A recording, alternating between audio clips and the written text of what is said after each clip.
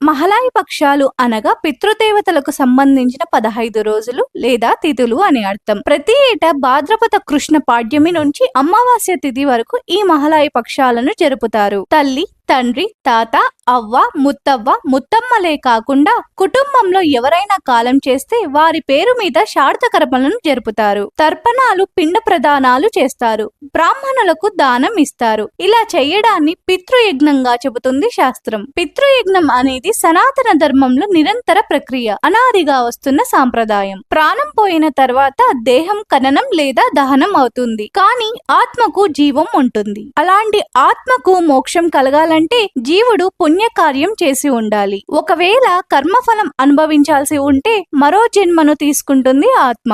అలా జన్మను తీసుకోవాలంటే మన పితృల ఆత్మను రక్షించాల్సిన బాధ్యత వారసులుగా మనపై ఉంటుంది. మన పూర్వీకుల ఆత్మ ఇంకొకరిలో ప్రవేశించి జీవాత్మగా మారేంత వరకు మనం ఈ పితృకార్యాలు చేయవలసి ఉంటుంది. వారు కొత్త జన్మ తీసుకున్నారో లేదో తెలిసేంత జ్ఞానం మనకు ఉండదు కాబట్టి వారసుల ప్రాణం ఉన్నంత కాలం ధర్మంగా ఈ మహలాయ పక్షాలను ఆచరించాల్సి ఉంటుంది. ఒకవేళ వీటిని చేయకపోతే పితృదేవతల శాపంతో వంశాభివృద్ధి జరగదని చెబుతున్నారు పండితులు.